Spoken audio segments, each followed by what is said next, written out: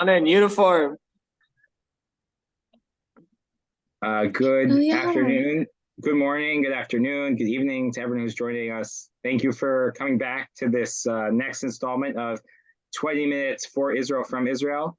We're really excited to be hosting our guests today, our very own Jack Resnick and Tziyona Goldfischer, who are on their gap year programs in Israel.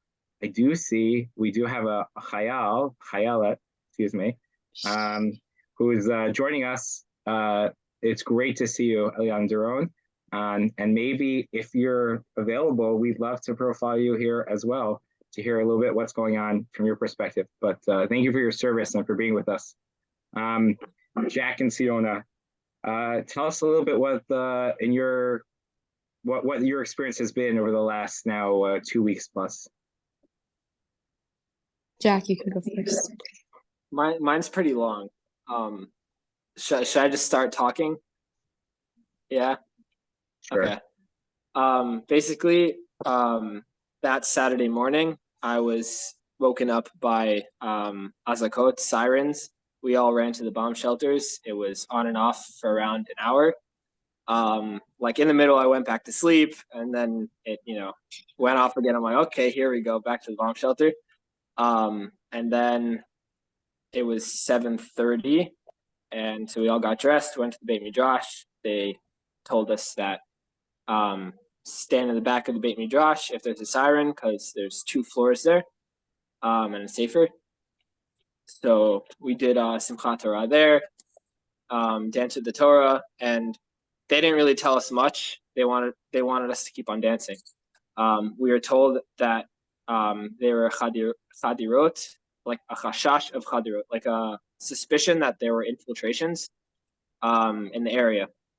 And we didn't really know how many. Like I was talking to my friend at one point. This is like midday Shabbat, and he was saying there's probably like 50 mechablim, like terrorists, that blew up one of the passageways, either Ma'avar Erez, which is like sort of middle Gaza, actually, whatever, it doesn't matter, northern Gaza, and then Kerem Shalom, which is right by us. And that was not the case. But he was saying like 50 terrorists, and I'm like, okay, so that's not so bad. And it's like, that's really bad. Like they can, 12 terrorists can take over the entirety of Sderot. I'm like, oh shoot. So basically, we put tables on the windows of the Beit Midrash, boarded them up, and basically we're told to stay in the Beit Midrash. Sorry, one second. זה פה, כן. שם, כן. יש שם מדרגות. Jack told us that he's actually at a wedding. Sort of, you get the feeling of both. Jack, jumping a little ahead to like right now, like just tell us a little bit. Like you're at this wedding, and obviously, Yeah. So it's my rabbi's daughter. Yeah. What's the feeling? What's the feeling about being at the wedding with everything going on?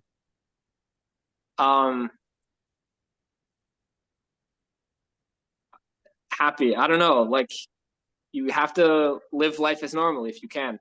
And we need the happiness in this time. Like it's, yeah. So let me continue. Sorry. Basically, at the power went out. Basically, no one had cell service. There was only 2 phone carriers that had service. I think it was like Partner and Orange. And I think at like 10:30, I saw a military plane, like one of those green ones, the really big one, flew over the Beit Midrash, very close. And that happened again like an hour later.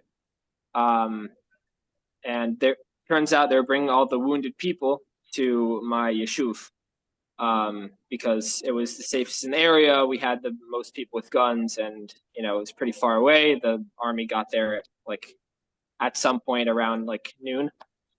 I remember at some point, one of the like menahel, like what is it, like the manager of the mechina, comes up to one of my friends and goes, "Do you have the keys to the closet with the stretchers?" And I was like, "Oh shoot." Yeah, so we were there. I heard a machine gun in the background. We heard some booms throughout the day, not as much as the morning though. Basically, they had us sleep in the Beit Midrash that night. They brought us in groups of 10, counted us off with an armed guard to go to our rooms to get a mattress. Then, basically, this entire time we keep on dancing with the Torah. We have people crying. It's people very intense. And all the rabbis are there with their kids, like because we're all supposed to be in one place, so it's easier to guard. Eventually on Sunday, around midday, they start to loosen things up in the yeshuv. I'm assuming because they had more ground like secured. So they let us take showers, and they told us that we were going to get evacuated. They were going to open up the military road down the border of Egypt, and then we all went around Beersheba. Like instead of going the hour and a half drive, we went like 3.5 hours to evacuate, like with a military escort part of the way. That was around 4 or 5 o'clock. And yeah, Jack, so Jack, yeah. I'm going to interject for a second. Tziyona, can you tell us a little bit what the last, since that point, like what that's been for you in terms of what you've been up to and some of the wonderful work you've been up to? Yeah, of course. So the first week, I was actually, Baruch Hashem, very safe in a very safe location. I've been basically this entire time. When it all broke out, I was in Modi'in, and since my campus, Machon Mayan, is pretty close to Ashdod, we weren't allowed to go back for that first week. So I stayed in Modi'in with my grandparents and then with my uncle and his family, which while I was there, there was a lot of volunteer work because, there's like obviously food packaging, but I think what was more important in that time was helping families who like didn't have their dads there because they were all called in. So what I spent a lot of time doing was babysitting, cleaning up people's houses, specifically on Shabbos. I was lucky because I happened to have had two other girls from Mechon Mayan and Modin as well. So I wasn't like completely alone, and we were able to see each other and volunteer together and babysit together, which was nice. And then actually it was very impressive. My school was able to relocate us to this new youth village in Ben Shemen, which again is close to the airport. Since we've been here, well, number one, the youth village is basically a place. It's an educational campus. They have farms here. They have such an incredible place here. The kids that go to the school typically are kids that can't necessarily go back home for whatever reason or another. So a lot of the kids aren't here anymore because they went back home, as right now school isn't in session. So now that we're here, there's a lot for us to do and volunteer, because the kids are usually the ones that work with the cows, that work in the zoos, that will garden, all that will help the kitchen staff. Right now, most of the staff are not here either. So since we've been here, we've had every single day learning and volunteer work. The volunteering that I specifically do, though, is I work with kids that come from a few different places. Number one, kids from Ashkelon are like kind of the main group that I've been working with. These are some kids also in another youth village, similar situation, but Ashkelon was hit very hard during the war, and a lot of these kids have had some really bad situations happen to them. One of my girls actually that I'm really close with, because she speaks English, and I've been practicing my Hebrew with her. But she was telling me how she was actually in Sidra for when it has happened, and she was telling me how she saw like a few terrorists in her backyard, and she was just talking to me about this. And one of my other boys, who doesn't speak English but I was able to manage, was showing me videos about how a rocket like landed in his backyard. So these are kids that really, really have had a hard time, and we're just trying to help them. It's kind of like a camp vibe, kind of like an older sibling vibe. All I know is today I got over like 15,000 steps just because I was at the gym with a few of those like younger boys, and we were playing like basketball just to cheer them up and like all of that type of stuff. So yeah, that's basically what I've been up to. Jack, you guys got relocated also. What are some of the activities? I assume many of the people from your Mechina have been called up. Okay, I was muted, sorry. So yeah, so we got relocated around, they waited a week and then they found us a place at Har Mor, which is Yeshiva Gvoa in southern Yerushalayim. So we've been there, like there aren't enough beds for all of us to sleep there, so we're kind of like, we're getting used to it a bit. But yeah, the Machina is going to have us volunteering one day out of the week. I have two friends that went down to the border, like where we were, to do chaklaut, agriculture, because they need like all the crops are gonna, like, you need to tend to them in order for them to grow. So yeah, like that's what's happening. I did some food packaging the first week off, just like to get my head off of things, as well as like taking down sukkah, and I did emergency training, like matzav cherem, and yeah, Tziyona, there's people in the background. it's okay. Tziyona, what? It's a wedding, so it's a good thing. Tziyona, what of the different pieces and moments that you've seen, what if you could tell us a little bit about like today, this week, now, what the feeling on the ground is, what the mood is, and if there's a moment that was a ray of light for you over the last 2 weeks. So I'm gonna share just two stories really fast. One was last Friday morning, actually. There was a funeral for this one girl in Modi'in who was unfortunately killed in battle down south. And I don't think this image will ever, ever, ever exit my mind. I remember waking up and hearing that, oh, there's this funeral going on.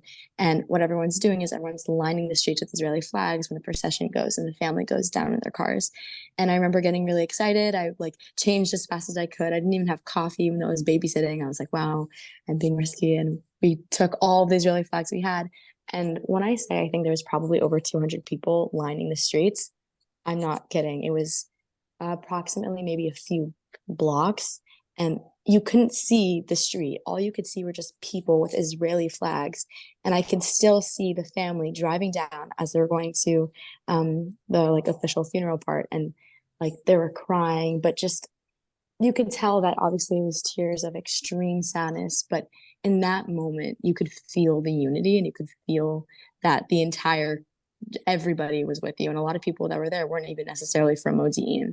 So it was genuinely a really, really, really incredible experience for everybody in that moment, and which was last week. And then this week, I will say something that really made me smile, at least, was there was this new family, actually a bunch of families that were from up north that had to come back down because it's getting a little tense up there. And they came into this empty building, and some of these kids have 5 to 8 kids. Most of them have 5 to 8 kids, and there were no games, there are no books, there's nothing.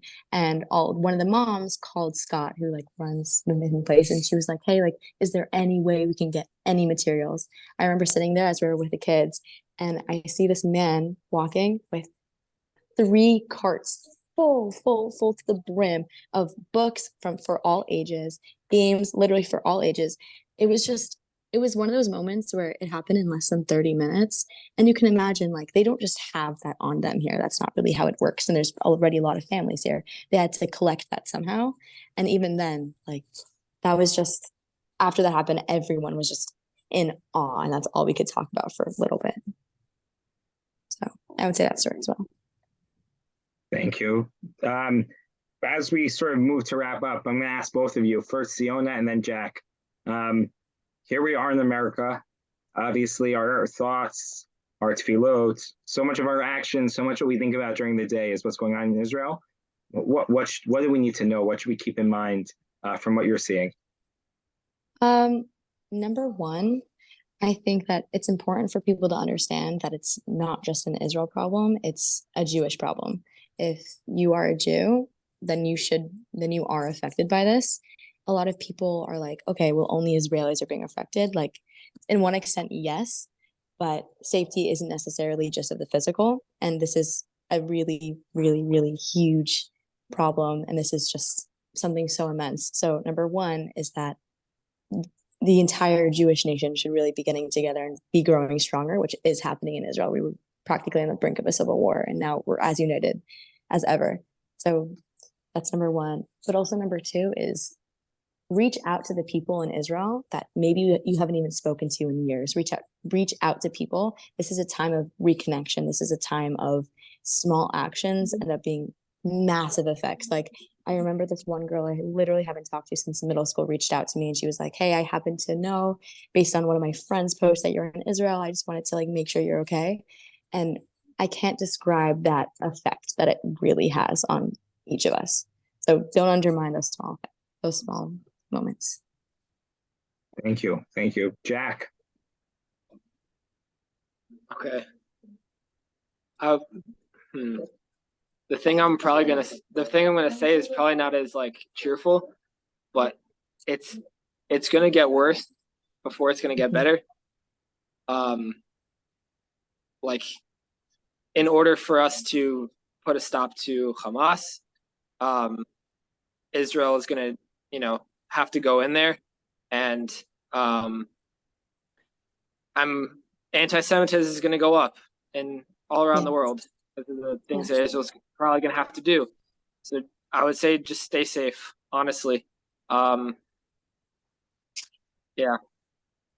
But like, we have the chance to get rid of this giant evil that's around Israel, and we're gonna win. And things are gonna get better. We could be in the war of Gog and Magog. We're not sure. So redemption is coming. Amen. From your lips to God's ears, as they say. Tziyona, Jack, thank you so much for taking 20 minutes to be with us. We were already proud of you for making the decision to spend the year in Israel. We were so proud of the decision that you were making to be there. And as we said, when you went off over the summer, we are all the more proud of you for what you represent, being in Israel, the support I'm sure the Israelis see all around just by you being there. And I can tell you something, we're working hard on our side, besides for everything else, to give that support to your parents and your families who are excited and proud of you being there, but also a little bit nervous. And we're here to help support them. We hope to celebrate better times together. And thank you again for taking time. And God willing, I look forward to seeing you the end of December as I come to visit you guys in person.